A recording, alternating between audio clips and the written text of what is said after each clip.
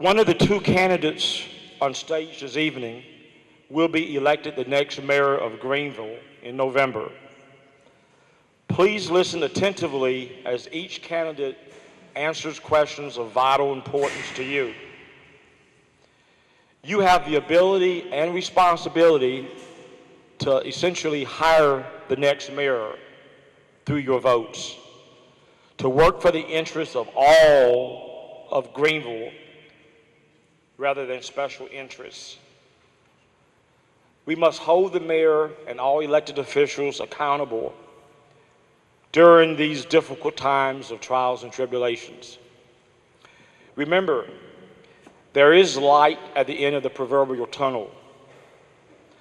We hope and pray that the glow from that light will replace the darkness of uncertainty and indifference to the fundamental needs of our fellow citizens and taxpayers of this city with hope, can-do optimism, and productive results that would help make Greenville that shining city on the hill.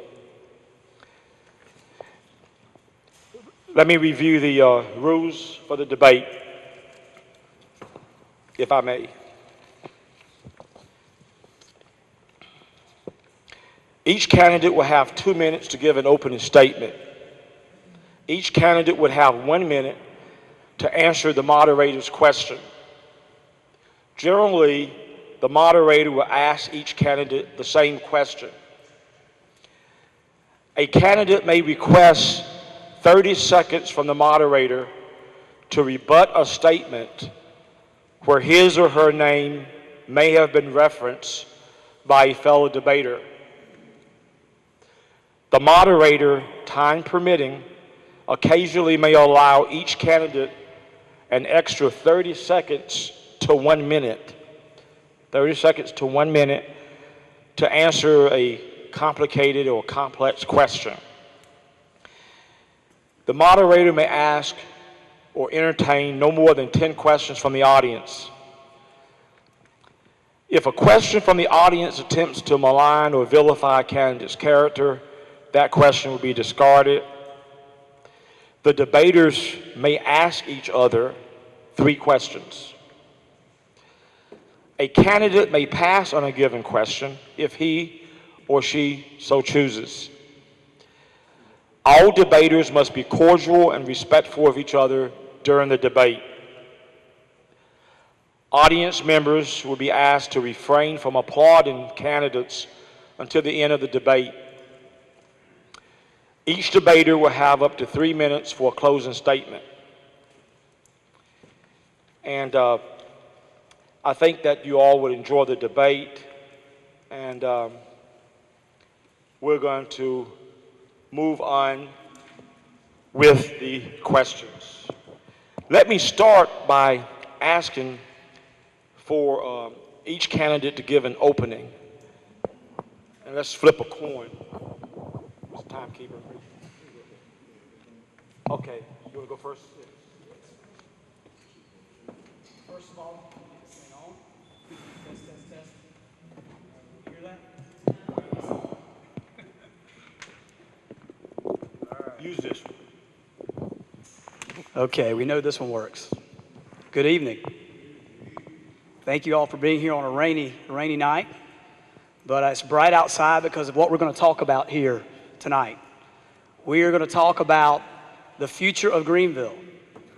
We're going to talk about who will be the next mayor of the city of Greenville and take this city forward from the progress that we've made the past couple of years. It has been my honor and my privilege to serve the past 2 years as mayor of the city. When you elected me 2 years ago, you elected me with the thought and with the goals of showing leadership, moving forward in economic development, raising our expectations in law enforcement, and looking to move this city forward collectively in a lot of ways. In truth, trying to be a visible and positive presence for this city. And we'll find out in the next month whether we have the support to continue forward with the vision that we've been working on this past 2 years. I am a very proud father of 3. Every day I wake up and look in the eyes of my kids and see what I'm fighting for and my passion for what I'm trying to do in the city of Greenville. I have a background in economic development. I'm a private business owner. I know what it's like to have to meet payroll twice a month. I know what it's like to have to be able to help employees that need help across this city. I do it every day. I'm doing it right now. It's important to have that background. It's important to have that touch of what everybody is dealing with in our city across Greenville to be able to lead this community forward. We've had a number of great accomplishments, and I look forward to discussing that further in this debate. Thank you very much. Okay, Mr. Best. My name is Tom Best. Many of you know me, but some of you do not. I see a lot of new faces out in the audience. I really appreciate everyone turning out, even though we have a little rainy day, a little drizzle day. I'm very humble to have the opportunity to run in this race as mayor for the city of Greenville.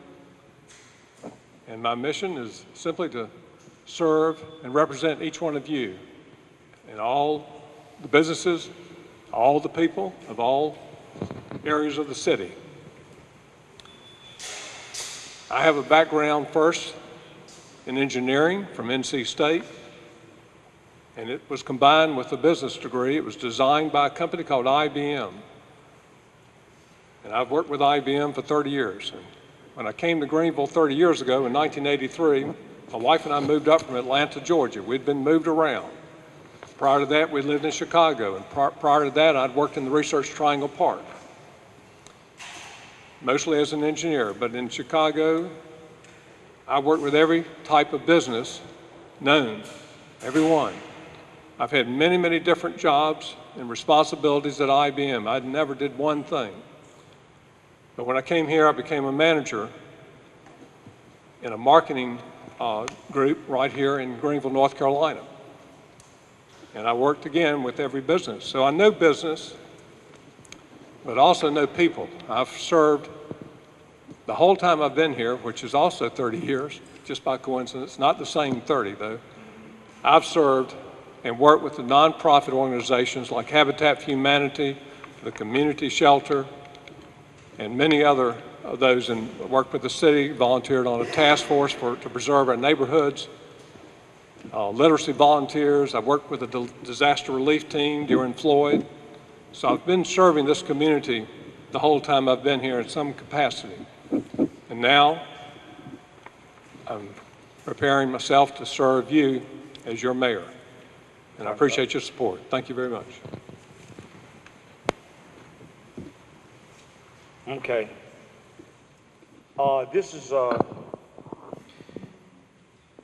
it is truly a pleasure to be here to moderate this debate. I was, just for trivia pursuit purposes, I counted from 1953 with Mayor L.D. Page. Some of you may, that was before my time, but some of you may remember Mayor L.D. Page of Greenville.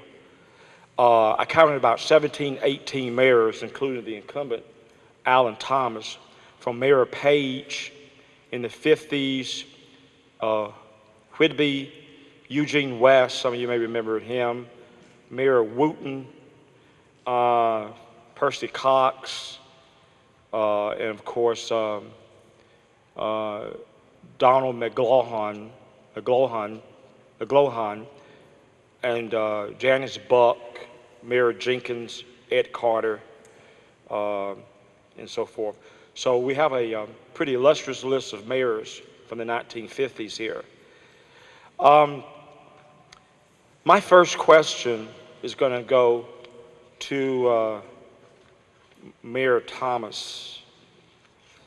And when the city of Greenville needs to hire a new city manager, should the city council look in-house first for a competent replacement or automatically conduct a national search?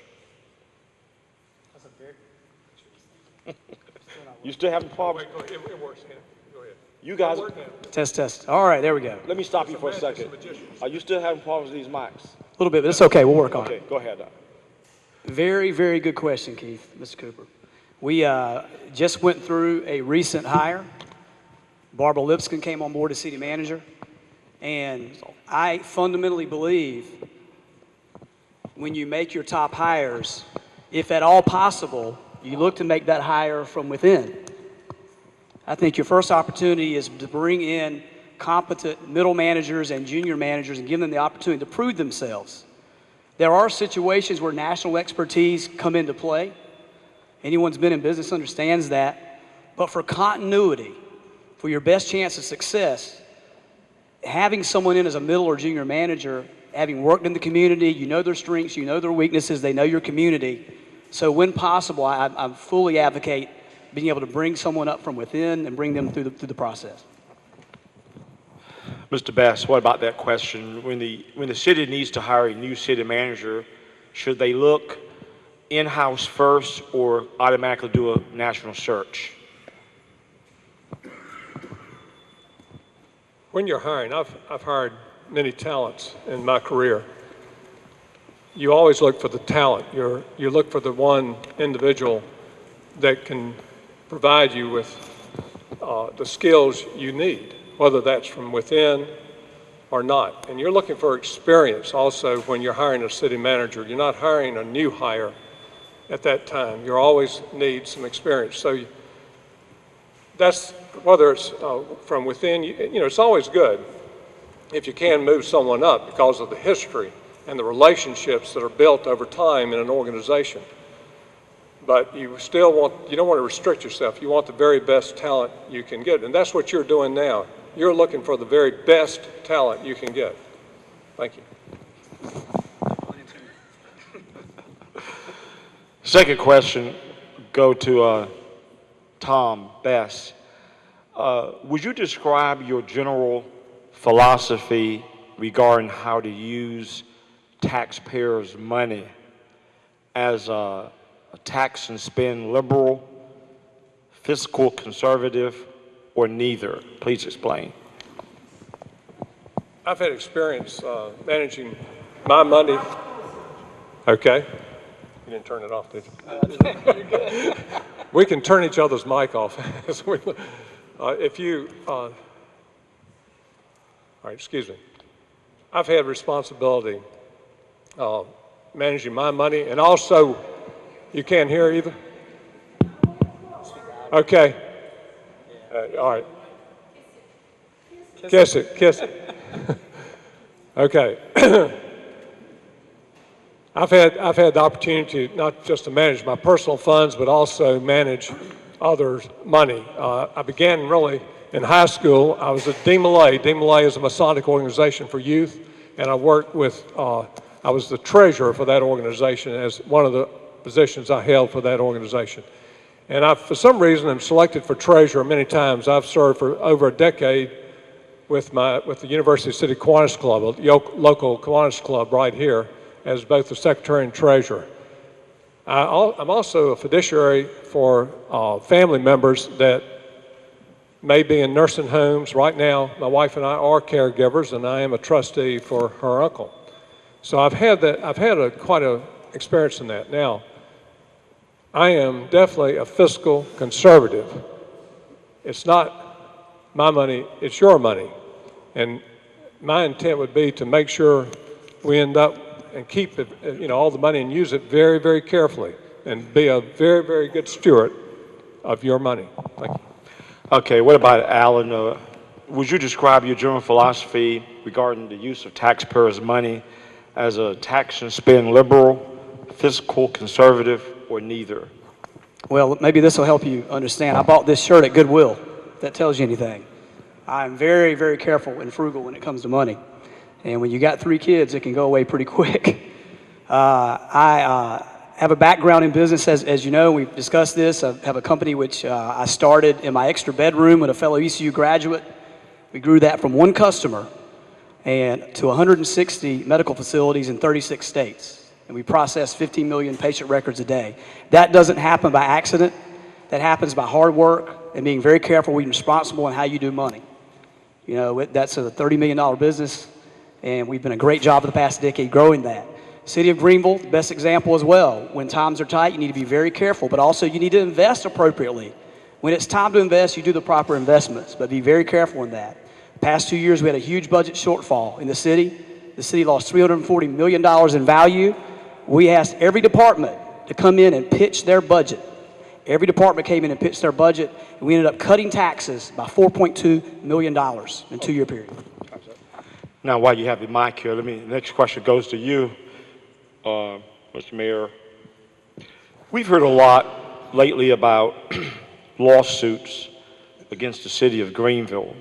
One is a pending suit involving Truna and the University Neighborhood Revitalization Initiative issues the no more than three occupancy rule and so forth. And then there was a suit involving a lady from the Greenville Professional Firefighters Association, Lisa, I believe, Davis, or Chris Davis. But my question is, would you support a policy of mandatory mediation or arbitration to avoid such costly lawsuits against the city? Well, we're a very large organization, $300 and some million. We have a lot of employees, as you know. The process of lawsuits are not something new to the city at any point. We're just like any major corporation or any major municipality. We have a fund set aside, dedicated to deal with, you know, when there are suits and possibilities of that happening. You mentioned 2, but I'm sure you could mention a dozen over a period of time over the past 2 years. That's part of the process. What we need to do is protect the people's interests and protect the interests of the community. If that requires litigation, we need to handle that with litigation. If mediation is the best response, then of course we need to look at that as a possible approach. Mr. Bass, what about, would you support mediation or arbitration as a way to avoid costly lawsuits against the city? Of course, I would. I'd also try to avoid having suits. Okay, that would be the main thing that I would do. I'd work very hard, particularly when the council is making decisions that affect any group of citizens. I would work very hard to build a consensus and arrive at a decision that's collective, that's supported by both the citizens as well as the city council, that we could work with so we could avoid the suit. And I know the one that you're just referred to, the 3 unrelated rule, just to distinguish the difference, I would have not supported changing that rule. And I will support revisiting that rule. Thank you. I'd like to respond. Go ahead, 30 seconds. You know, we're talking in general about arbitration, but about that particular issue, I think it's very important to denote that over 80% of that neighborhood actually wrote a petition, over 1,000 signatures in support of that moving forward in that community. They were worried about crime, worried about gang activity. Nothing had been done for 20 years. So I support my council who made the decision. And sometimes you have to make decisions to help move things forward. They aren't always perfect, but I think you do those things with corrections in mind to be able to make the community safer. That's what we're doing. That's why we've got the congestion out of the neighborhood. We've got people involved, and I think we need to keep moving forward with it. I'd like to continue. 30 more seconds to respond to that. Sure, 30 more seconds. Okay. When I served and chaired the Community Neighborhood Task Force, Preservation Task Force in 2004, we talked about all those issues in that specific neighborhood. We didn't have gang activity then, and I haven't heard of any in that immediate area recently. I do know that every group, you name it, even the city staff recommended against that change. And I think we need to listen to the professionals at that time. Thank you. The next question will go to Tom. How would you reassure and console the citizens of Greenville during, let's say hypothetically, a citywide emergency such as a major flood or a terrorist attack? Well, naturally, I think that's when the mayor and all the leaders in the city, all authorities, the police chief, everyone that we have, and all our emergency responders would come together, and we would be as, supportive and as positive as we can at the same time, moving forward with our emergency preparedness plan to, support this city. I was here during the Floyd flooding. Hurricane Floyd came, and Dennis had just come first, and we had a major flood and we had a major catastrophe, and I worked with that disaster team for about 4 years on recovery. So I've experienced that personally, and we did without issue, without water and food and stuff for a little bit. So I remember that. I remember a good friend of mine working at Greenville Utilities, and we had to worry about that. They were completely underwater. So I would be, the front person, I'm sure. As far as for the nation would see someone like the mayor, and I would be given a supportive statement at all times to encourage the citizens and know that we're looking after them. Now, Alan, that question's for you also. How would you reassure and console the citizens of Greenville, during a citywide emergency such as a flood or a terrorist attack? Well, being mayor, always there are surprises from time to time, and your community can quickly be judged in a snapshot sometimes by how you respond. We have a wonderful city staff here, and a few months ago I did have this situation that happened where we were put on a national stage and had to respond quickly to put the message out about how wonderfully our community responded to a very difficult situation and a shooting situation in the center of our city. And the way you do that is open communication and make sure you're able to represent your community and put the information out there in a very positive light as best you can. And thank the Lord that no one lost their lives in the shooting over at Walmart and the situation that happened. And what a wonderful response by our police department and all our law enforcement and all our people involved. How everyone came together and did a wonderful job. You don't ask for these things to happen, but you have to respond and represent your community the best way possible. So we've been through that experience. Let me give you this question while you have the mic here on an unrelated topic. What are your thoughts on the recent changes to North Carolina gun laws to allow college students to carry guns on campus as long as they are in a special container locked inside the vehicle? Well, first of all, those are rules being made down by the state. And if you know how law works, laws for municipalities are passed down through state legislative action. So we were required back in the previous month to be able to respond and adjust our rules to match with state legislation, which was passed last session. I'm very concerned about gun violence. It's a big concern in this community and across all communities. We want to make sure that there is no accessibility to guns in our areas of our community that could cause gun violence. I'm very concerned about our greenways and our parks. Again, as a father of young children, we don't want situations where guns are readily accessible. But we also understand the thought with some people who want to have protection, and if they're trained appropriately, being able to have that is something that needs to be considered. What about Tom? Your thoughts on the recent changes to North Carolina gun laws effectively allowing students to carry guns on campus under the stipulation that they be locked inside of a container and locked inside the vehicle? Well, personally, I would not agree with what the state did. But I also agree, though, with Alan. We have to respect the law that exists right now, but I hope that law may be repealed and changed in a few years. So I'm not for gun control, but I am definitely, and I want to see guns in everybody's pockets and on everybody's hips, just like we grew up watching the TV in the Westerns. We need to be more, we just need to find another way to manage that. And the solution is not more guns. That's my just personal opinion.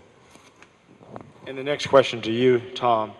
In the interest of promoting diversity and racial reconciliation, would you support the naming of a major thoroughfare within the city limits of Greenville after Dr. Martin Luther King Jr. or some other black civil rights leader? That's a very good question. I was living here when when Fifth Street's been changed twice, I believe. And then now we have, we do have that name for the expressway that's going to go all the way around the city, I believe. Yes. So I think that's pretty exceptional to have that as it is. But again, it would have to depend upon who the individual is and the circumstances. It's hard to say, someone particular. And it would always be a we, the council, not me, the mayor. It'd be we, the council, and how we would address that. And I would also look and listen to the citizens that propose that and work with them directly on making that decision. Thank you. What about Alan? In the interest of promoting diversity, racial reconciliation, would you support the name of a major thoroughfare within the city limits after Dr. King or some other black civil rights leader? I think we're seeing new leaders born every day in this community. I think we're seeing them born right now. Some would argue we're seeing them in Raleigh. Some would argue we're seeing them in Washington, D.C. Some would argue we need more heroes right now with this government shutdown that's going on. I think the most important thing in looking to have some type of special designation for a roadway or some part of our city, it has to have full inclusive community support. There has to be rationale for it, and it has to be full support from the community, wherever folks will come together, and it has significance in a part of our city that makes sense in that part of the city. I think that's very important to have full buy-in to make any consideration to be able to designate and honor heroes and folks that have helped shape this country. Okay, I'm going to ask a couple more questions, then we're going to take some questions from the audience, and then I'll resume after the audience has spoken. This is to you, Mayor Thomas.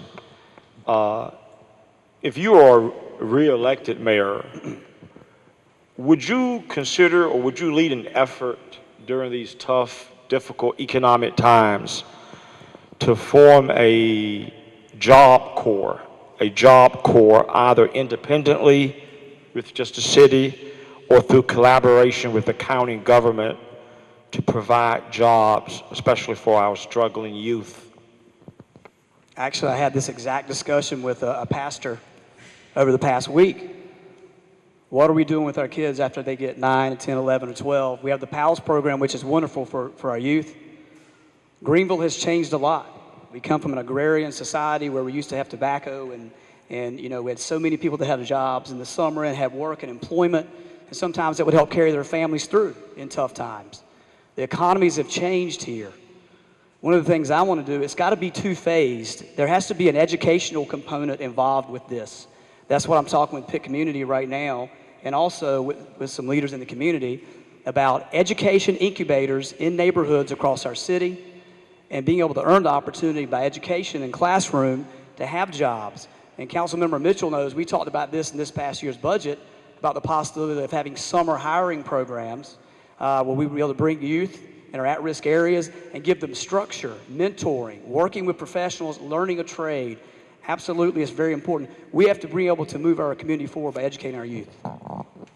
Okay, Mr. Best, during these tough difficult economic times, would you support a job corps, either done independently through the city of Greenville or maybe through a collaboration with the county government to provide jobs for the struggling youth? Yes. Okay, I'd support any program we have. We already have excellent programs for the youth.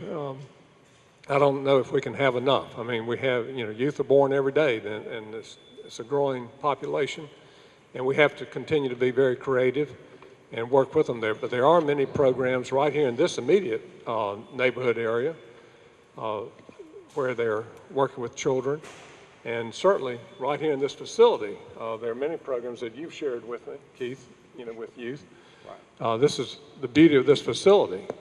It provides structure and opportunity for children to experience and learn skills, not just playing basketball, but that's just as important as other things.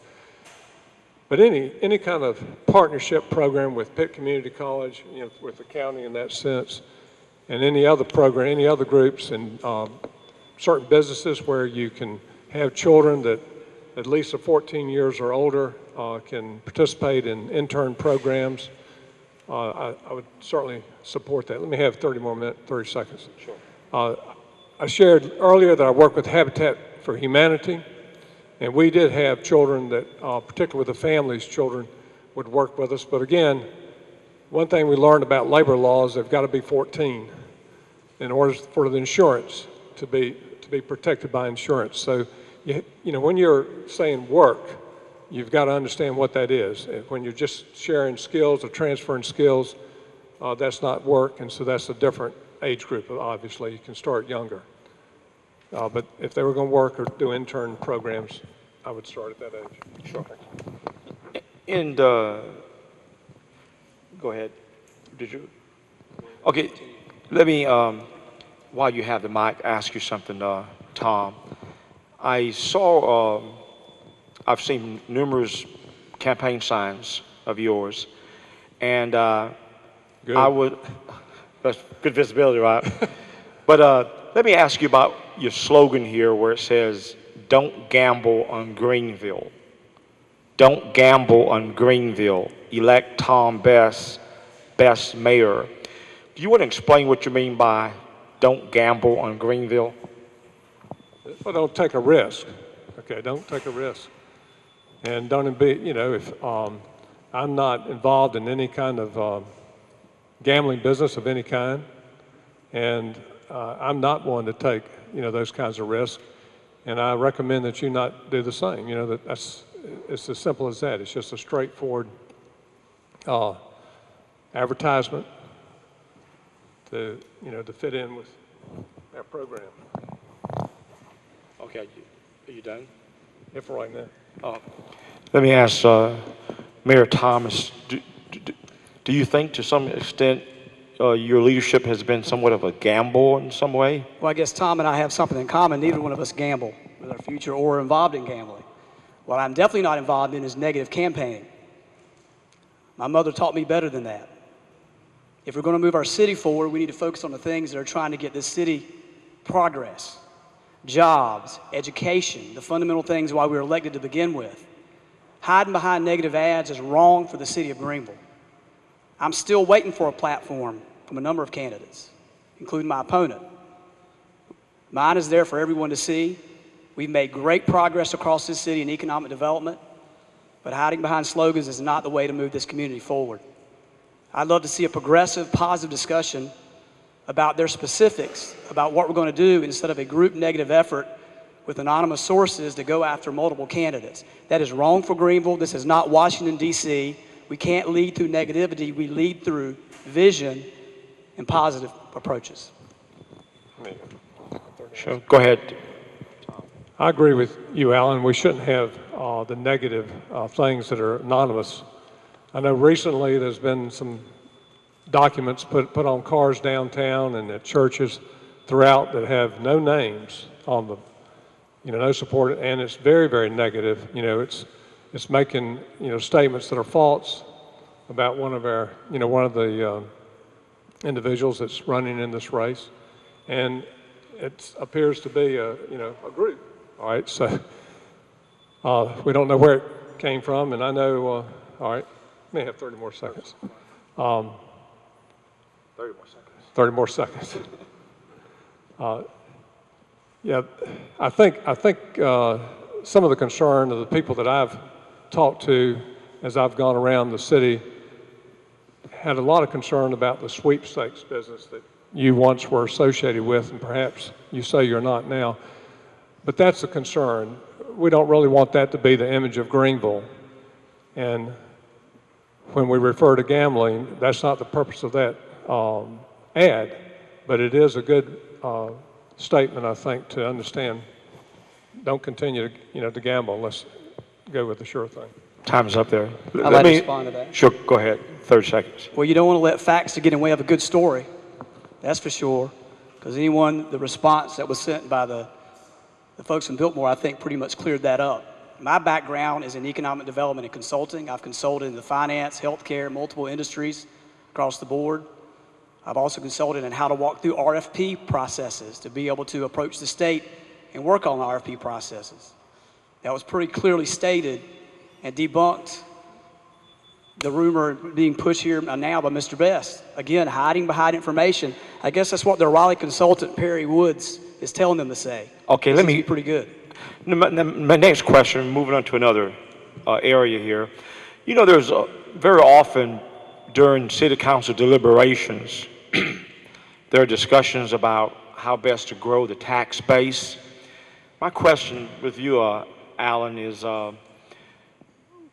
what is your philosophy regarding the annexation of extraterritorial jurisdiction areas, ETJ areas, as a way to grow the tax base, similar to what happened with Brook Valley, I guess back in the late 80s, early 90s, or what have you? This is a question, I know, that came up in one of the other debates talking about ETJ and annexation, and I know the state has taken a very strong stance, and again, our rules are dictated by what the state hands down. Annexing areas, for the most part, by municipality can only happen if they choose to be annexed. I think that is the rule, so obviously we're going to follow the rules that are laid down by the state. Things like eminent domain are another major issue. I know we're dealing with that now here on 10th Street Connector as that process is going on. So that's a difficult situation when it comes to eminent domain, but when it comes to annexation, that's not something that a city can make a decision that's directed by the state. What about that, Tom? Do you have any thoughts on some guiding principles that will help you determine whether or not to seek the annexation of ETJ areas as a way to grow the tax base for Greenville? I agree with Alan on that. It is dictated, by we have to follow the statutes, and the neighborhoods that would be under consideration, they would have to come forward and make it known that that's what they need. They want, because we have to provide sewer and water and all the other infrastructure and amenities to that neighborhood, and you also, I believe, have to balance out your diverse population, if I'm not correct. So it's not something that you initiate or the city initiates directly. And as far as eminent domain, I've had direct experience with that sometimes, and you receive market value. Everything's appraised, and you receive market value when you have to relocate. We experienced that with Habitat for Humanity one time. One of our partners, that's a family. They were right in the middle of that brand new expansion of the 4-lane highway going up to Bethel.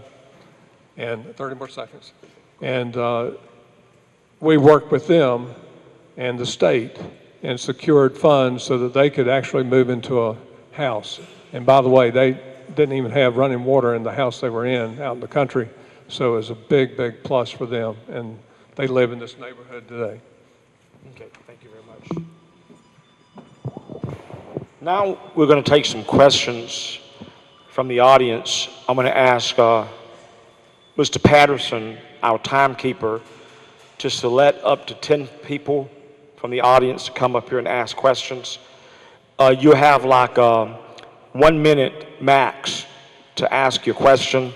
Once your minute is up, please move aside so the next person may ask his or her question. Okay? Mr. Patterson is going to select 10 people. Let's do a 5-minute break. Let's do a 5-minute break first. And while we're doing that, let me say I want to thank Mr. Benny Roundtree, the state president of the Southern Christian Leadership Conference, for joining us here.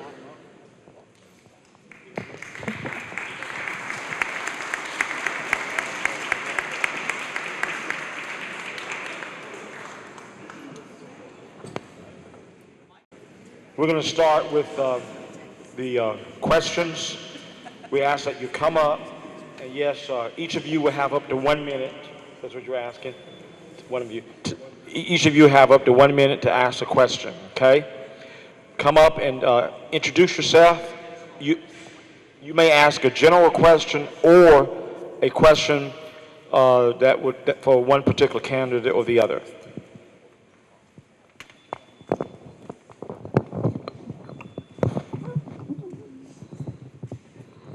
Make it low.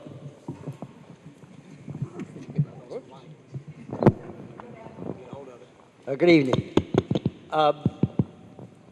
You talked of frugality, Mayor Thomas, and responding to the people of Greenville tonight, who are the taxpayers. And last night when I came before the City Council, and I asked this question, and I know because of the format you couldn't give me an answer, so I'd like an answer tonight. And what I asked last night, and Mr. Best can answer it too if he wishes, how come that the council, but the mayor's okay apparently because he didn't vote, passed their salary raises, which I sometimes think is a little excessive, without ever coming in and airing it before the citizens and the taxpayers who pay the budget. And this was inserted in the budget, as I understand it, with very little concern for the rest of the council. It was done very quickly and put in the budget, and no one had any input from the community, the taxpayers who pay for that budget and pay these salaries. Okay, thank you, sir. The question is... I got the question. He knows the question. I heard it last night. He came by city council meeting, and I think Councilmember Joyner responded in depth to that question. Because of the format of city council, you're not really able to comment when we have public comment period. But let me say this again. We had a multi-million-dollar budget hole in our budget. The city of Greenville had a property devaluation of $340 million when I came on board. That's what I inherited. A $340 million property devaluation, the first devaluation since the Great Depression. The normal budget process is the city manager walks in with a budget, they drop it on the table, city council gets asked about 3 questions, maybe a little more. Very rarely are there any changes. Then the next meeting they vote on it and the budget's in. That's how it works. Well, the option was given to me, Mr. Sobel, by my city staff, recommended a tax increase across the board for every citizen to be able to offset this, as well as an increase in pay for all employees both years in a row. Now, a lot of items were discussed in this budget process, but our approach to handle this is to say, instead of taxing our citizens more and not taking care of our responsibilities, we had every department come in the city and prioritize their budget. They came in and prioritized their most important things they needed to do. And by doing that, we cut millions out of this city's budget. We streamlined the budget. And while other municipalities were raising taxes in their cities, in our 2-year budget, we cut taxes by $4.2 million for our citizens. Best kept secret in Greenville, because the headline in the newspaper was the comment that you made. And just to be clear on that, I wish our city attorney, Dave Hollick, was here, because the only city council member who seems to cry foul was the first one in line that agreed to take a pay raise, Mr. Mercer. Every single council member agreed to it. If anyone wants to call Dave Hollick tomorrow at City Hall and ask him. And that's where it stood, unanimous. Thank you. Okay. Yes, ma'am. Introduce yourself and ask your question. Well, wait a minute. Oh, May I answer the question also? yeah, I'm sorry. Even though I wasn't there. All right. I've heard this question come up in many sessions where I've been out meeting people, meeting the citizens and learning. And I understand the concern that I've heard. It's not about agreement on anyone's part as to whether or not they were going to support the increase or the raise. It's about the fact that it was not presented to the public in advance. As mayor, I would definitely be supportive always of being very transparent with the citizens and giving the citizens an opportunity to know what we're going to do in advance and make comments.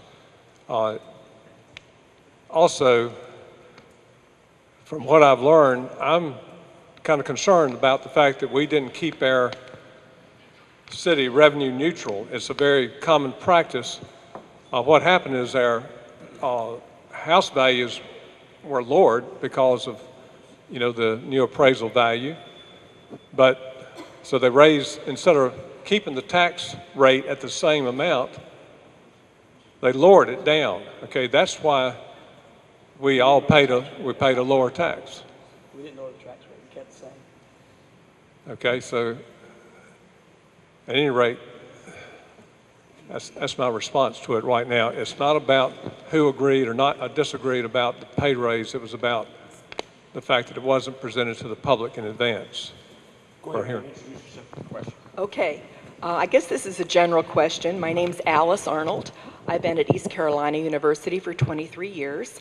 And about every year or two, we write a vision statement and a mission statement for our group, be it the School of Art or School of Nursing.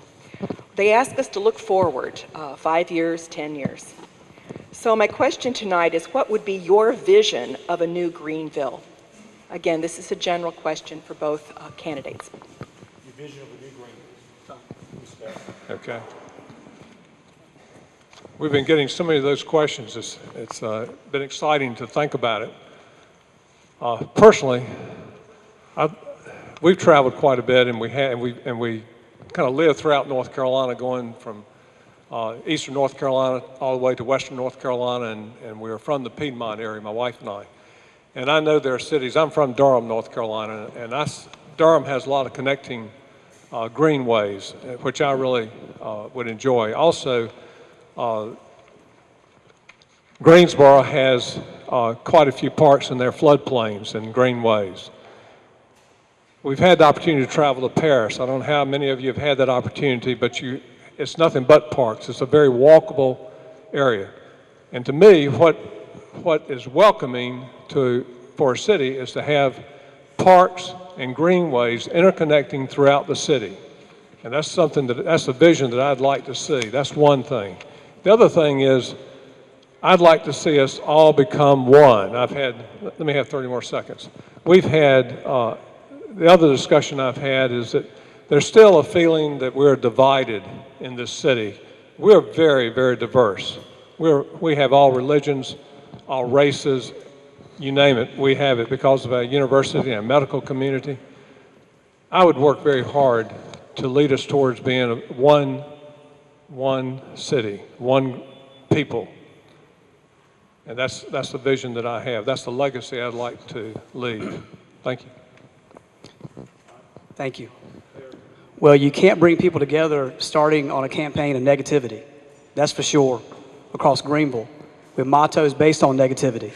It begins about vision and positive promotion about trying to bring people together. How you campaign is how you will govern. That's a very important message. I had a vision 2 years ago. I had a vision that I wanted to see economic opportunity come back to this community. I wanted to see our downtown areas that was stalled to see new growth. I had a vision that I wanted to see more responsiveness in law enforcement. I wanted to see more interaction with different groups across our community. I wanted what was happening in West Greenville to have the same economic opportunities as East Greenville or across the river. Everybody of all backgrounds talking about moving this community forward. When I talk about education incubators and things of that nature, those are the kind of things that we have already initiating and doing. My vision going forward is expand what we started. Less talk and more action. It's easy to talk. We've shown action. My name is Carol Williams. I have a question for you, Mayor Thomas. Why did you not recuse yourself from that vote about the sweepstakes places when you knew you received money from that company to do consulting with them, that they might call you in the future to do consulting with them? I mean, that to me is just unethical. I'm sorry. Well, first of all, it's not unethical because I didn't receive money from them. and I received shares several years ago, which I surrendered when I decided to run for office. That's how you do that. And that industry had never been before the city several years ago at that point. The same consulting service that I provide dealing with RFP processes in state government is the same thing I provided for healthcare institutions, the same business I provided for financial institutions, the same business I provide for development institutions. Trying to take that and trying to exploit that is purely, again, negative politics that has no place in our city. I'm here trying to do positive stuff. I put my soul on the line here. It would be easy not to run for office and spend time with my children, but I love this city. I come from a family that has gotten involved in their community. You know, I have a mother on the school board. I'm that kind of family that grew up, was always involved. I love Greenville. We can sit here and talk about smokescreen negativity, or you can look at our record. That's what really matters. And I want to do this again 2 years going forward. Thank you.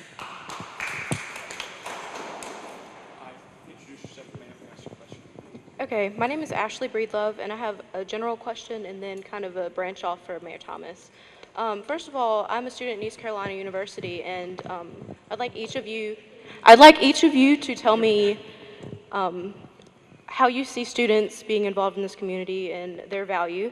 And just for Mayor Thomas, I would like to ask, I recently attended an event off Jarvis Street that was advertised as Greeks Get Out the Vote. Can you address your involvement in this event, including the illegal placement of advertisement signs in people's yards, as well as your allegations that your opponent and other candidates are anti-student? Thanks.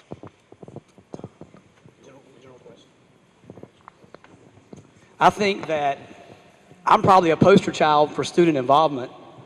I was fortunate enough while being on campus to get elected student body president, and it was a wonderful experience. It allowed me to serve with the Board of Trustees, to be that student representative, and it also allowed me to spend a lot of time with Nancy Jenkins, who was mayor at that time.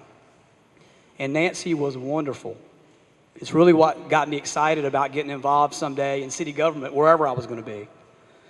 Student involvement, and Ms. Breedlove will know, she was just appointed to a commission. Congratulations for that last evening. It was good to have you. I think it's very important in this city. We're an integrated community, and we have to work together.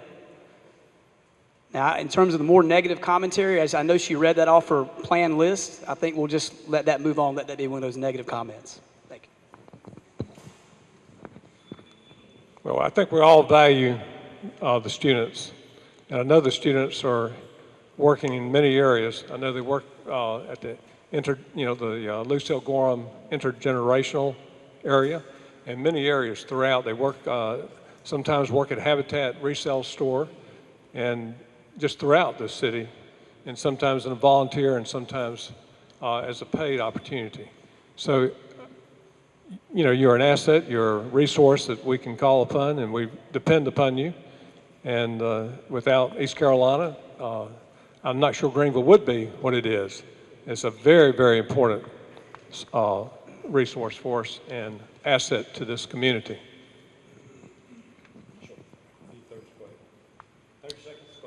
Proud ECU graduate.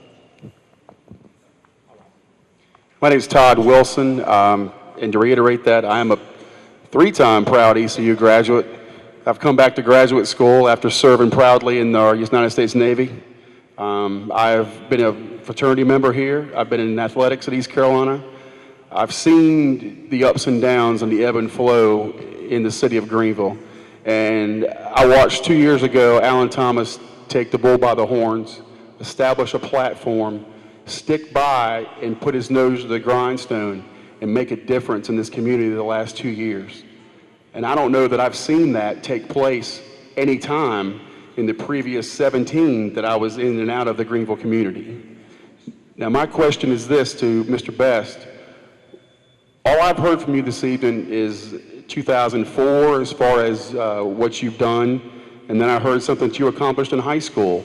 Can you please tell me, if I elect you mayor, what are you going to be able to do? What are you passionate about? Because I know what Mayor Thomas is passionate about.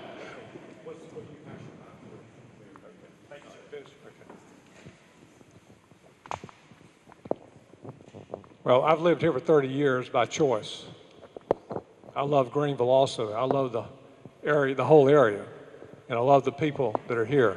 And I'm passionate about continuing with what the city has accomplished. You know, I've been, in the 30 years I've been here, the city's always been moving forward. I'm sorry that it didn't move forward when you were here earlier, but it's always been moving up. And everything anyone will do, any position, mayor or council, we're always going to be standing on the shoulders of the ones that came before us. And in particularly, Keith mentioned some of the mayors, and I tell you, we've been blessed to have Mayor Jenkins. I remember her. I knew Mayor Carter. I knew Mayor Les Garner, very, very dear friend of mine. And I know and respect and have a very fond closeness to Mayor Parrott and Mayor Pat Dunn.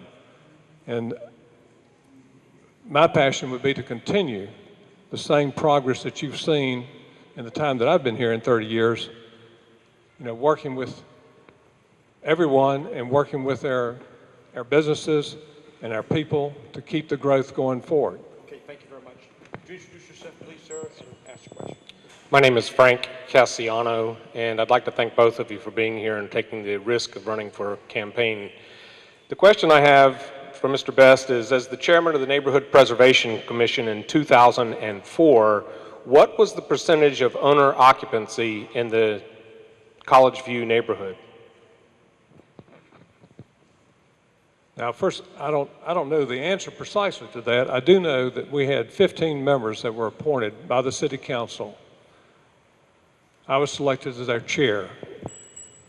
And this was 15 individuals of all different persuasions. Most of them had some relationship with that neighborhood and other neighborhoods as landlords. I also have property that I rent out. And our charge was to work towards improving the conditions of these properties because the landlords were not maintaining them to normal standards. And we, of course, were being educated by the city staff. And what we thought was going to be just a few months or a few meetings turned out to be almost a 2-year process. At that time, we discussed the third unrelated rule, and it was recommended that we continue. Let me have 30 more seconds. Continue with that. And the reason was we were looking at Gainesville, Florida, where it's also a university town, and we were also looking at Charlottesville, Virginia, and Raleigh and other areas that have universities and have this tremendous increase in students from, when the students come to class. And there were many students that were living in properties exceeding the 3 unrelated rule, which had been determined earlier in 1981 by the city council. And they wanted a way to address that, and that's what we were focused on the whole time. And we made 10 recommendations, 9 were adopted. And at one time, Councilwoman Rose Glover told me it was like her Bible. She really used that document, and it helped her a lot in making her recommendations to the city. Mr. Best, my question was, what was the percentage of... I told you I did not know. Okay, did it go up or down on that 3-man rule that you just quoted? Has it gone up or down, the ownership occupancy? Has the ownership occupancy of the properties that are owned by landlords, has that gone up or down? Yes. I really personally haven't followed that directly. Okay. I'd like to get 30 seconds. Sure, go ahead. 30 seconds. I think we spent a lot of time talking about one neighborhood, and this is a city of 70 or 80 neighborhoods, and the obsession about 15% of one neighborhood, I think, is being overblown. All of our neighborhoods are important in this city. From north of the river, the West Greenville, our new neighborhoods. It's time to focus on all this Greenville. I think we spent a lot more resources and time because there was a handful of folks who wanted to have influence in this city, used to have influence in this city, and want to have it again. And that's why we see so much negativity about 15% of one neighborhood. I think is wrong. Okay. Let me have 30 seconds. I think we get an opportunity to ask each other a question. Sure, you do. Okay, can we do it now? Sure, go ahead. Did you, Alan, did you make a comment that this was a model for the rest of the city? during the meeting? Did you What make do you that refer comment to? when they voted to move it from 3 to 4 unrelated? Not related to that, absolutely not. Absolutely not. So what we see on What the we wanna video see isn't fact then? So you spend a lot of time watching video, you should spend more time in council meetings getting involved. Well- That would have been good. I hadn't seen you at a council meeting in 10 years. That's what I'm getting ready to do. Well, you may be or maybe not. We'll see. It'd been good to have you here for the past decade. Need to move on. Hi, my name is Kimberly Roberson. This is for both candidates. We're living a new era. We have new baby boomers coming up. We have ECU bringing in major leagues. We need to move forward. I would like to know why if you were elected and then the other was re-elected, what will you two do different to move us forward, and what creative ideals do you have for the city of Greenville in the next 5 years?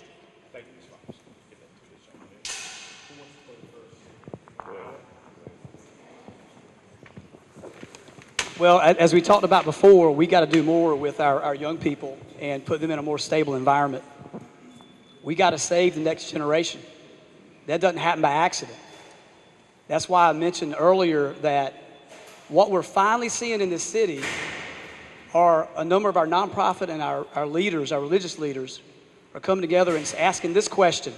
We appreciate the PALS program. We appreciate some of the things you're doing.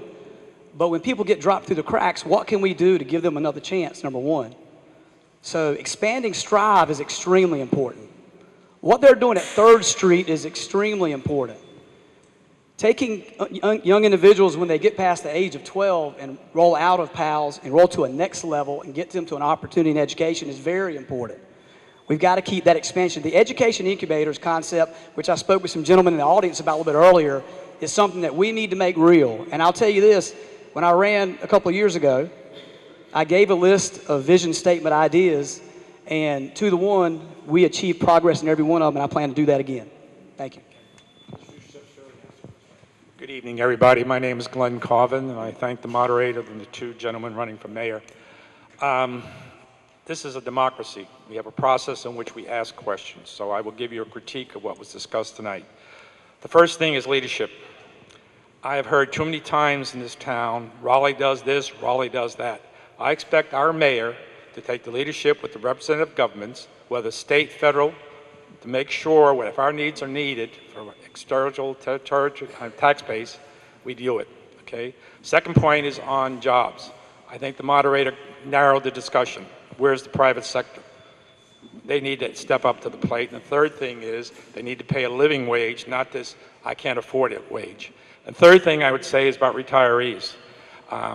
The Economic Development Council, I don't know what you call it in this town, but they need to expand, not go to Raleigh, go to the Northeast Corridor, go to where people's retirement, and make sure they understand what Greenville offers. But if your tax base gets to the point you can't afford it, I don't think they're going to move here. So thank you. You can answer, not answer. It's up to you. Thank you very much. I do want to respond. Tom, you want to go first? It is very important that we have a presence in our state government. It has never been more important than now. All you have to do is look at the volatility in Raleigh with the transition. You have to be well represented. The office of mayor is not just showing up at a council meeting and working a gavel and knowing Robert's Rules of Order. That's 1% of what we do. When our Greenville Utilities Commission was almost taken from us because of a rule in Asheville, if we hadn't gotten involved, right now our utility would be a limbo. We were told by the consultants by the lobbyists that we should just go along with it. But instead of that, I called up Tom Apodaca and I called up Tom Tillis, even though I'm of a different party, and we said, let's make common sense out of this and do something that's good for our city. That's what you need to be able to do in these times as mayor. Also in our Southwest bypass, when that funding disappeared, rather than just letting that happen because of the way DOT changed funding, I got with our new vice chairman, we went to Raleigh and we moved that to another fund to give us an opportunity to save that $260 million opportunity for our community. That's the kind of leadership we need. You got to be able to do these things with state government. I agree with you. I'd be doing the same thing. They're going to listen to us. Once the mayor calls up, they're going to listen to you. Okay, so absolutely, I would be very assertive as well in protecting this area for whatever we have. And you know, I value green utilities significantly, and I wouldn't stand by to have a change. But Glenn, you had another part of your question. Can you just repeat it real quick? One dealt with jobs, away from the private sector in this element, and the third part's retirees. We need to go into the northeast corridor. Right. Whether we get a lot of Yankees here or not, they're coming. So we might as well. That's right. And, and I know Glenn lives in a community where many retirees are moving into our area, which is very fortunate. And I know there's been Councilman Mercer has recommended that we consider becoming certified as a retirement community. And what would that mean to us? As our population grows, that would allow other companies, particularly retail, high-end retail, to focus on this city just because of the growth. And also retirees bring a wealth of skills, not just money, but they bring skills and talent and can make a tremendous contribution to our community. So I'd be very supportive of that recommendation. I didn't get a chance to respond to that part of the question. I apologize. I think, you know, applying for a sticker from the State Department of Commerce that's not what makes it good for a retirement community. You got to invest in infrastructure. Actually, I'm communicating with the governor's staff right now about a potential initiative in Eastern North Carolina that will run from Wilmington to Edenton to recruit and share dollars across Eastern North Carolina, with Greenville being a potential hub right in the middle of that. We have 2 lifelong learning campus companies that are looking to come to Greenville right now that we've been out and we're working with. And one that there's some folks in the audience actually that have been really helpful with that. So we're making some progress. We got to do more. You have to invest in infrastructure to get that done, the proper infrastructure. Okay, next question. Introduce yourself, please. Sure, my name is Mike McCarty. I want to thank you both for being here.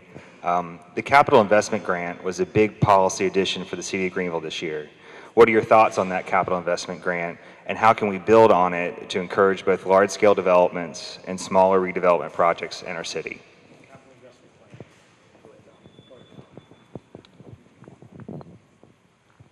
Let me ask a question of the questioner. Okay. Can you further clarify that? Remember, I'm not on the city council. Okay, so. Sure, the capital investment grant, which was the grant that's policy that city council passed this year to essentially rebate back a portion of the incremental tax base increase for certain projects that met certain characteristics. There would be job growth or large-scale projects that would incentivize. I just wanted to clarify what you were talking about. Everybody wants a discount, and everybody in this room loves discounts.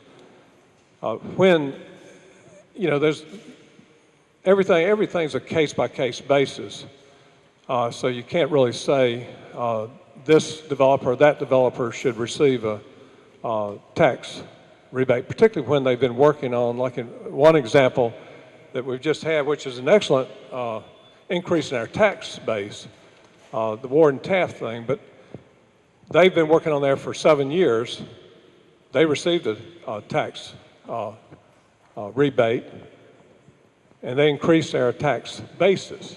But they probably would have done that because they've done other developments throughout the city without that. So we have to always decide, is that really the best use of our funding and our tax dollars? And always I would be concerned about that. But I'd also be supportive, when it was right, to do it. Ron Kimball, who used to be the city manager here, is the deputy city manager in Charlotte. He has been a mentor to our program and advancement here in Greenville. And he said this: when there are projects coming in your city, there needs to be public-private involvement, because even if you have a small piece of it, then you have an opportunity to dictate some of the parameters of the project. If private developers just come in and do what they want, then as a city, many times they may walk over whatever they can get away with in terms of policy. Having involvement is very important. The capital investment grant allowed this project to happen. I know that for a fact. BB&T said this project would not have happened without involvement. That's why it hasn't happened for years, because the tool set wasn't there to be able to get the incremental cost to be able to offset a shared value together. Now we have a project with 580 people moving into our downtown area that's going to revitalize and make an enormous change. But ask the developers and ask the bank, which is most important. This project would not have happened without the economic tools that were put together. First of all, thank you, Keith, and candidates for making this happen. I'm Don Cavallini, co-chair of the Pitt County Coalition Against Racism. And if I'm not mistaken, one of the most controversial issues to come before the City Council in the last 2 years has been just how to recognize and allocate influence to the Neighborhood Advisory Board. For those who don't know, Neighborhood Advisory Board is supposed to represent communities in Greenville. Well, as a 28-year homeowner, resident, member of the Cambridge Neighborhood Association, I have seen homeowners associations systematically subordinate renters' issues. What would you do, Mr. Best, to ensure fair and equitable influence, not just representation, but influence of people who rent their space on a neighborhood representative body, whether it be citywide or local? And the reason I ask that is that, you know, something was passed in City Council recently, such as a percentage or a number of renters on these boards or associations. Thank you very much. Pass it off.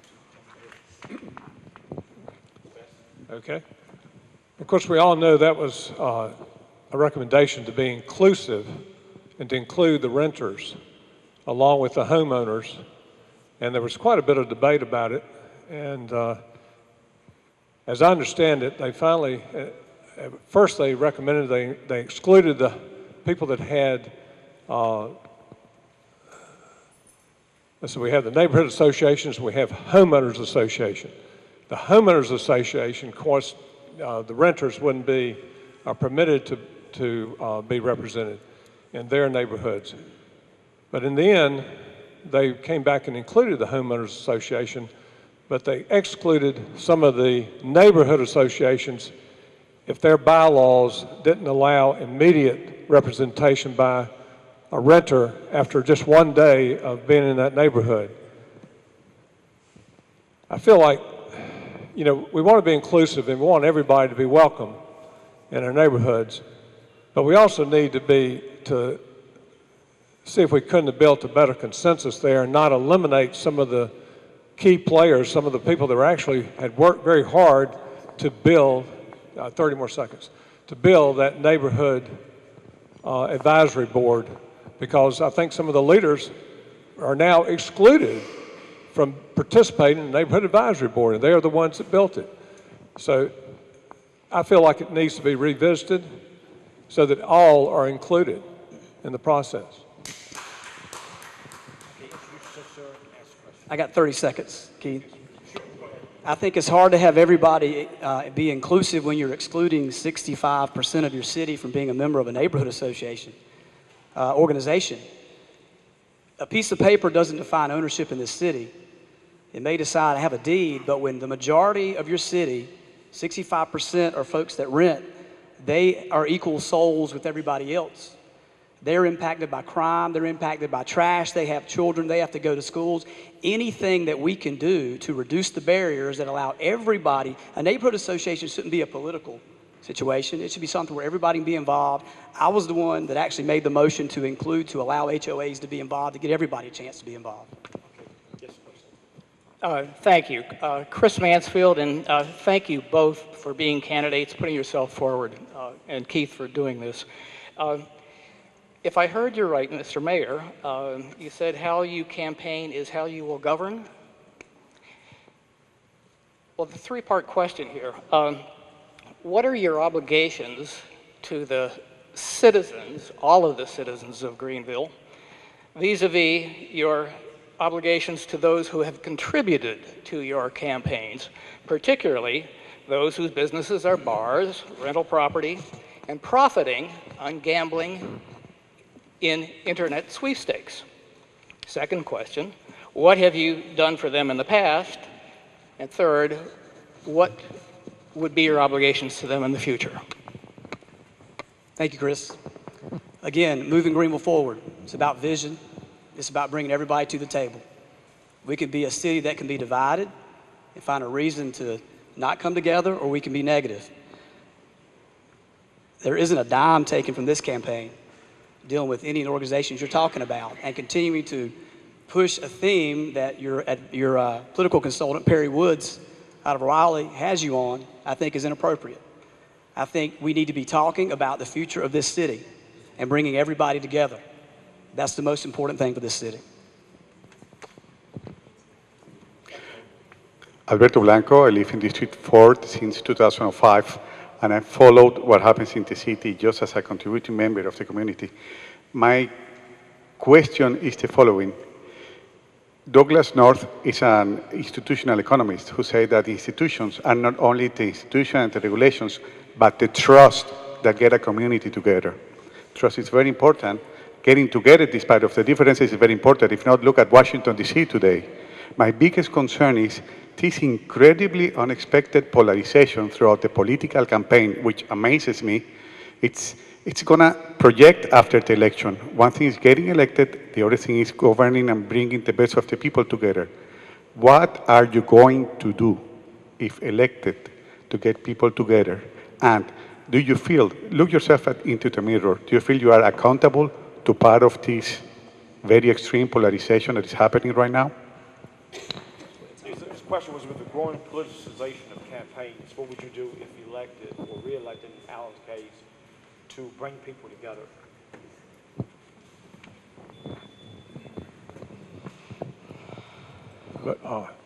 Well,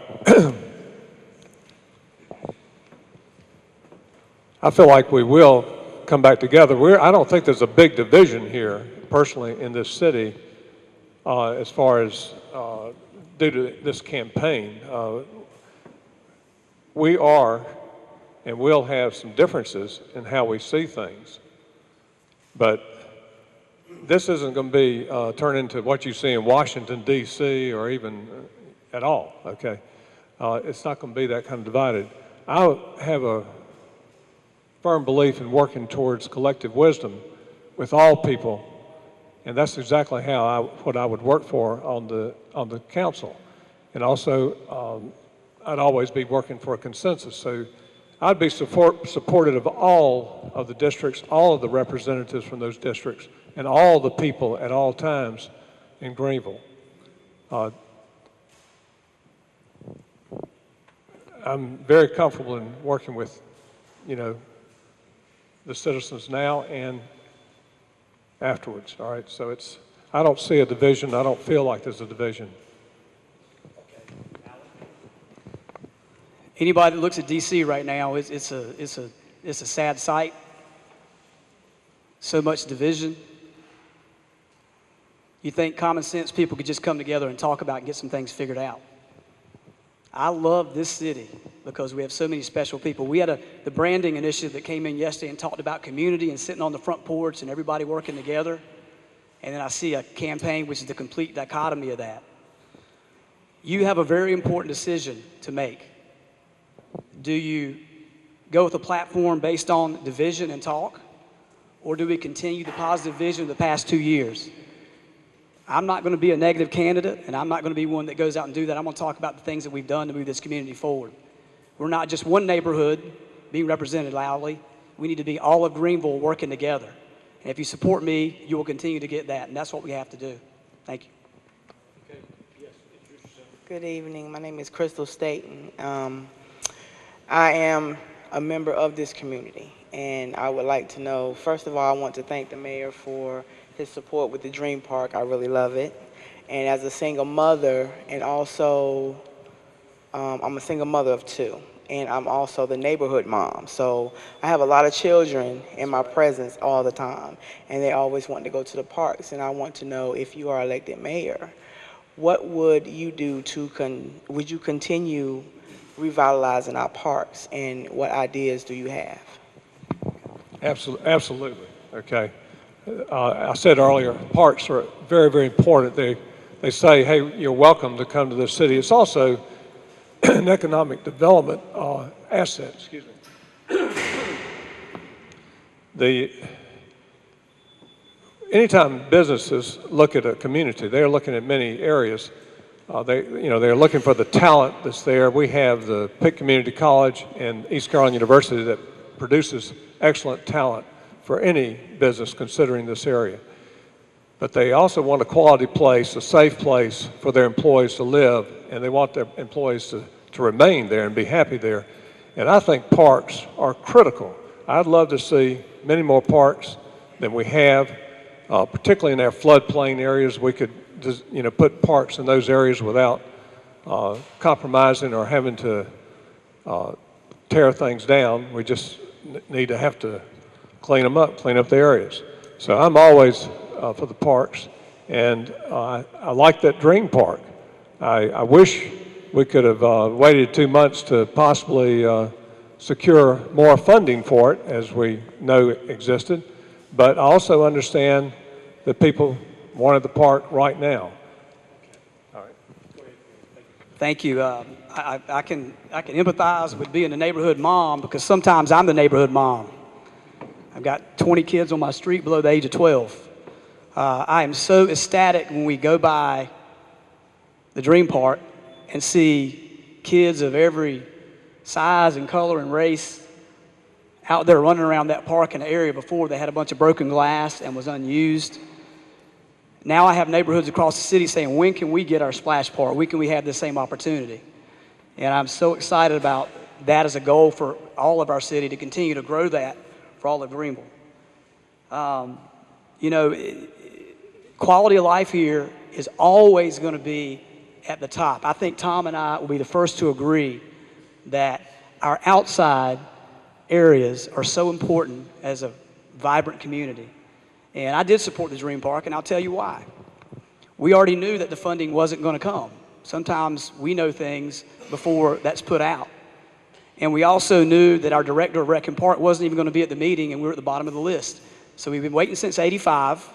So it was time to move forward with this community. And we did the right thing, and I'm glad to stand by it. I'm proud. One final question, then I'm going to ask a couple more questions, then we do closing statements, we'll be done.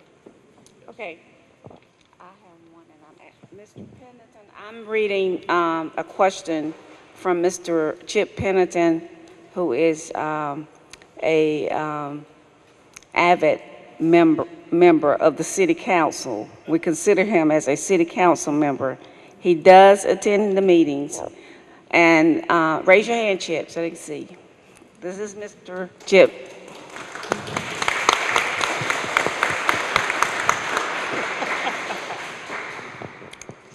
He wants to know, how do we teach our young people that they have to fix our country, not the older generation? Both of you. How do we teach our children, our young people, that they have to fix our country, not the older generation?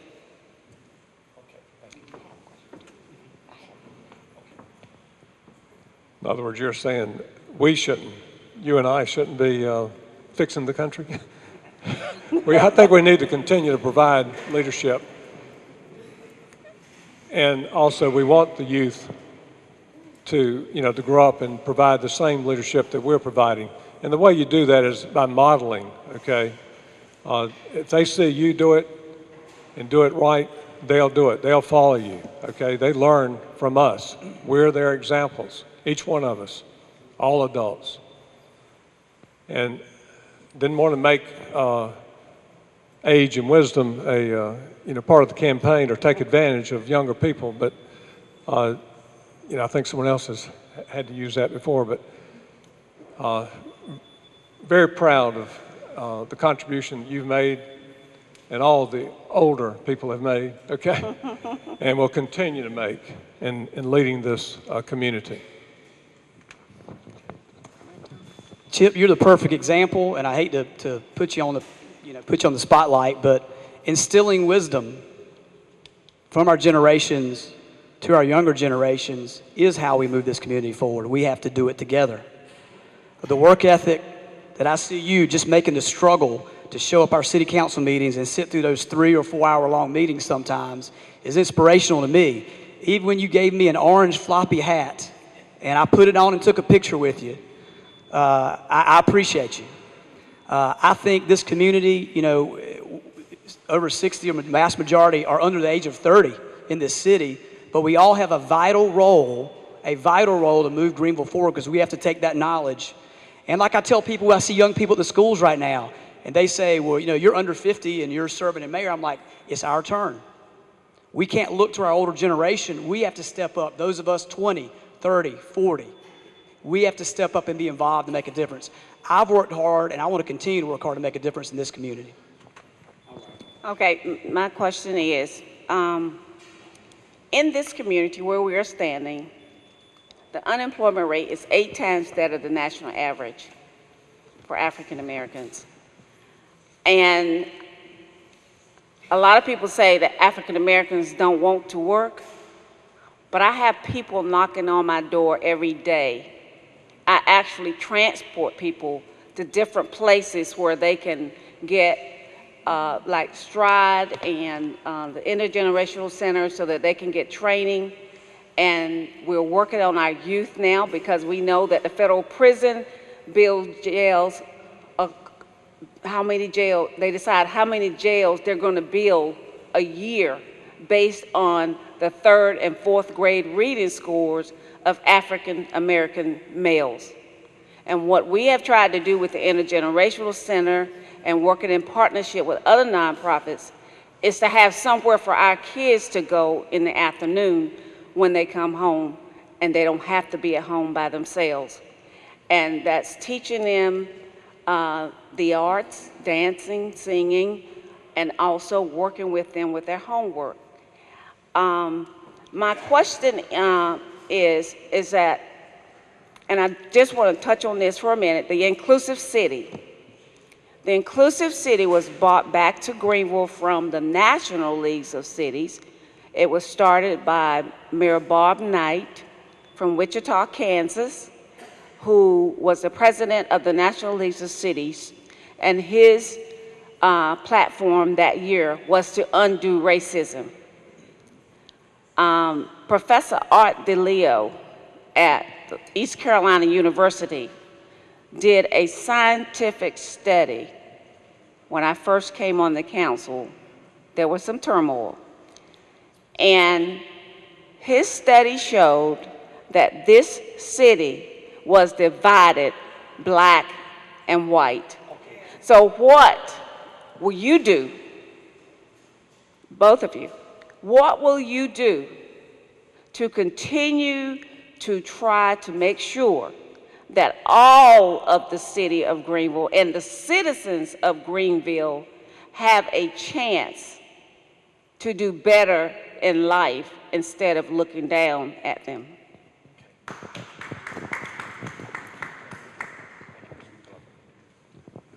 Okay.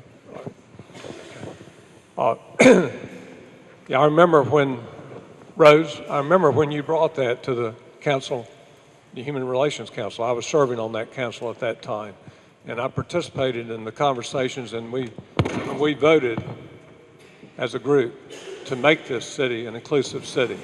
So I'm very supportive of that. That was something we all discussed in that group. I believe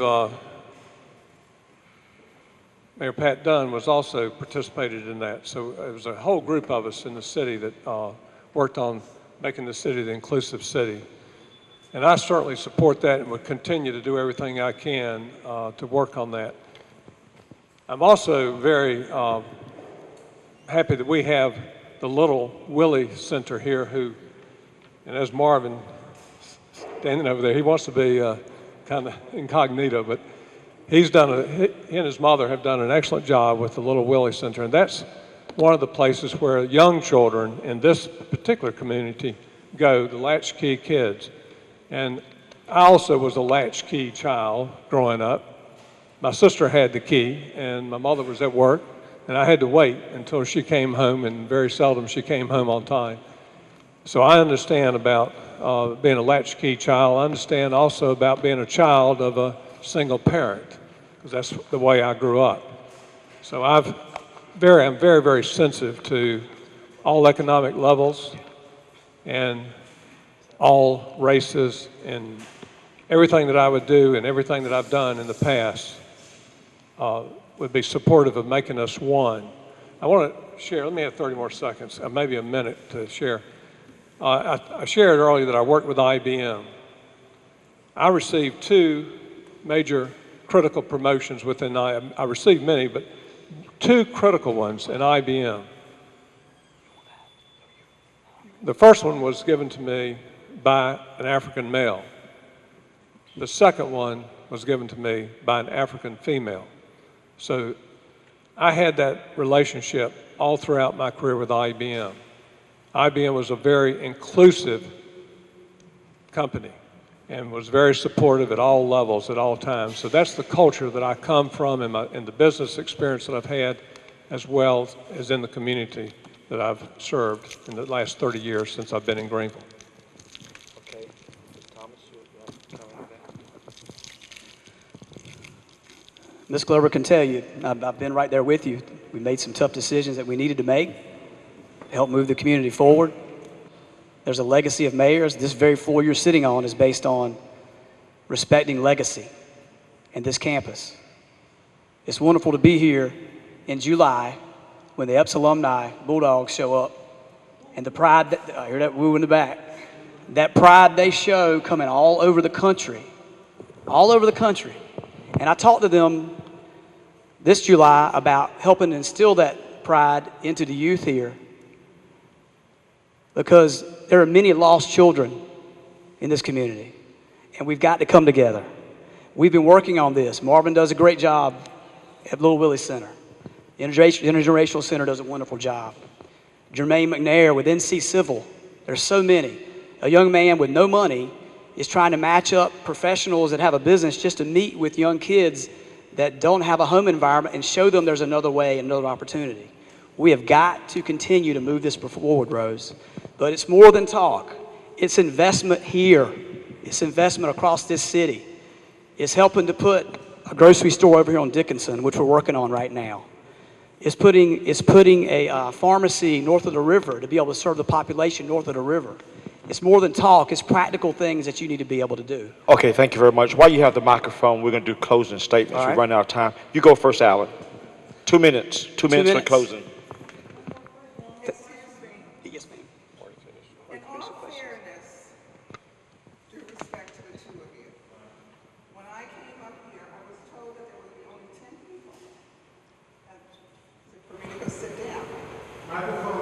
There were 12. There were 12 people. 13 that came up. Yes. So, Hold on, Ms. I Lucky. just think that I wanted to say one simple thing.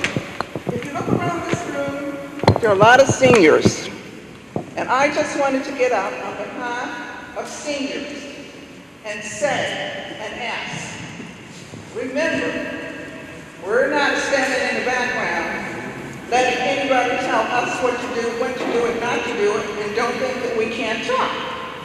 We also have a lot of insight, we're very resourceful, and we're willing to do a lot. Actually, if you knew all of the things that we were doing here in Greenville right now, you'd be quite surprised. So what I wanted to ask is, what is your commitment for seniors? Because oftentimes they're ignored. Oftentimes they're not utilized.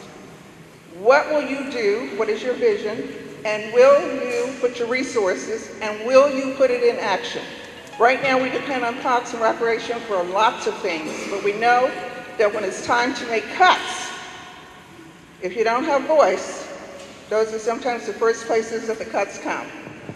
But if we counted everybody in this room, most of you would be seniors.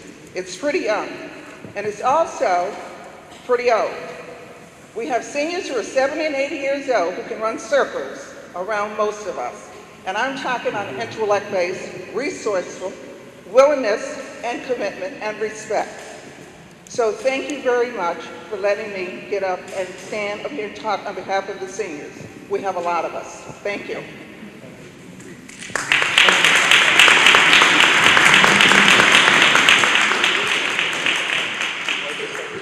Yeah, that was Ms. Littell with the Southside Senior Citizen Club. Yeah, go ahead with your closing statement, and you can answer that question within that time. Well, she's invited me to dance on Saturday, so I'm gonna test her on running circles around me. So we'll see. I hope that's the case. I'm sorry. Yes, sir. Oh, 1 minute. Okay. Okay, 1 minute each. Again, it goes back to practical resources. Anyone can sit here and pat you on the back and tell you what you want to hear. You got to have transportation, and also you got to have the opportunity to be able to interact, I think, more with the youth in this community. There is such knowledge that needs to be transferred and instilled. One of the things when we were working on the final stages of the Dream Park, which Rose and I talked about, was a walking track around the Dream Park. So as the seniors, many would be walking the neighborhood, they're whispering to those kids in that playground. They're working, anytime you can have interaction between the grandparents and the younger kids is very important. But we need to be able to, again, to create senior mentors and get them the transportation to be where they need to be to instill that knowledge. It's not about money when you're a senior. Many times it's about that jewel in your heart that you've helped the kid and brought them to the next level. You made a change in someone's life. We've got a lot of knowledge here in Greenville. We take a lot of pride, and we need to help transfer that to the younger generation. Okay, Tom. I'm very supportive of the seniors. Okay. Not just for personal reasons, but at any rate, the seniors, you know, everywhere I go, they're involved. They're the ones that they're doing the volunteers, and also I see young people doing volunteer work. It's all of us, it's not just one group. I certainly wouldn't be, or I would resist any kind of cuts that would occur for seniors or for senior organizations. That wouldn't be, you know, you're the wealth of our wisdom, and that wisdom has to be transferred to our young people. You're the role models. You're the ones that have successfully survived, and you're making a contribution. And that's another reason why I would be supportive of encouraging others to come. We have this, you know, we just have a phenomenal location with the university and the lifelong learning program that we have there. We have Vidant medical facility in the School of Medicine, and we have we'll have a VA hospital. 30 more seconds, and you know, we have to take advantage of that and invite other seniors to come and enjoy the same thing we enjoy here. And maybe the seniors might begin to outnumber some of the renters. But anyway, just in jest, but I would be very supportive always of our senior population. Okay. Now we can go to closing statements. We're going to have to get up out of here. We're running over time. We'll start with Mr. Bass. You have 3 minutes for a closing statement, and then we'll end with Mayor Thomas, and we'll be out of here. Okay, thank you, Keith. Yes, sir. First off, I want to thank you, Keith, for organizing all three of these debates. I know what it's like to organize a group like this and have to arrange for even the AV systems that may or may not work sometime. We've had a lot of critiques against that. We're trying. We've learned as we go today how to use it. That's right. I'm very, again, humbled to even be here and to have the opportunity to represent you. Just running in the campaign has been an experience for me. This was something that I began in July of this year. So I've had to learn very fast how to be a candidate and how to organize a campaign. And I'm very proud of the individuals that have supported me and that continue to support me, from the business community, from the former, political, and also from the people that are constantly serving this city in some kind of capacity on different programs. Now, I want to review again some of my background and why I feel confident that I'll be an excellent mayor for this city. I not only have 30 years of successful employment with one company where it was nothing but training about leadership and about empowerment. I also have, from the very beginning, the first leadership training that I received was through ROTC at NC State in the Air Force ROTC program. I spent 2 years in leadership classes there. That's what we did. And then I went from there and joined the Army Reserve because they would pay us. The ROTC program did not pay students in that era, but the Army Reserve would pay us. And students back then didn't have student loans, and so in the end, I ended up serving in the Army for 6 years, working for IBM, and finishing my degree, my engineering degree at NC State simultaneously. I was very fortunate to put that together and cobble that together. So I have a vast experience in many areas, not just in one single thing. So I'm also very honored to have been supported by Dr. Tom Irons, who works very hard to work with the whole community, to be very inclusive of the whole community. He's well respected. And Attorney Earl Brown. And I had the pleasure of working directly with each of those men in different capacities. And that's why they know me, and that's why they came out and supported me immediately. They have and had reservations, concerns about the makeup of our current council, and they wanted to see more civility, better leadership, and transparency in our government. And that's why I'm running from, I just didn't all of a sudden decide to do this. Also, I've had and have tremendous support from former Mayor Don Parrott and also former Mayor Pat Dunn. They have relentlessly guided me and helped me in this campaign. And other business leaders have been very supportive. I do not have any, no one's expecting anything from me in any way, okay? They just want someone that will come and provide integrity to this city and provide leadership. Okay, thank you. Thank you. Go ahead. We've sat here since 6 o'clock, and we've all both had a chance to talk, and we've talked a lot about the city, but I haven't heard a single initiative presented from the other side. I have heard talks of negativity and incivility and things of that nature. Again, this is about moving our community forward. It started 2 years ago when there was a call for new leadership, moving forward in economic development, taking care of our infrastructure. We had roads that were on a 70-year resurfacing cycle. We escalated that, and now we're moving towards a 20-year resurfacing cycle. Our infrastructure, getting things on track. $300 million in new investment the past year and a half based on our new economic development initiative and tools by forming an economic development office in this community. $80 million, new investment downtown. You can see the vibrancy. You can see everything improving in this community if you look around it. We can look for reasons to divide us. You can't make a platform and move a city forward on divisiveness. It's got to be by willing to sit in a room and work together and get things forward. And there's a lot of thinly veiled talk about our council, but I'll tell you this, every single one of us are strong-willed individuals who are very different. We come from every corner of this community. There is no one member, mayor or otherwise, who is going to create a point of tranquility over everyone. Everybody should speak their rights. Everybody should come and represent their community. But they also need to be willing to sit at the table and compromise and work together to make our community better.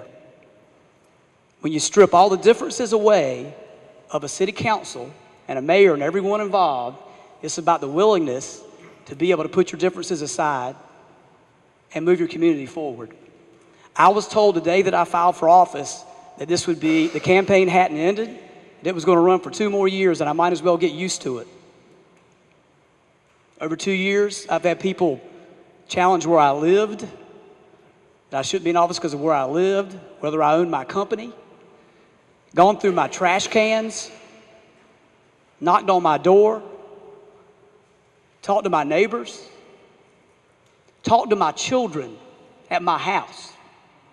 We're better than that, Greenville. We're not Washington, D.C. It's time that we come together in this community. Don't let negativity move forward. bring this community together on a positive platform, and we're going to do this together. We've started it together, and let's keep moving forward in Greenville together. Thank you very much. Okay.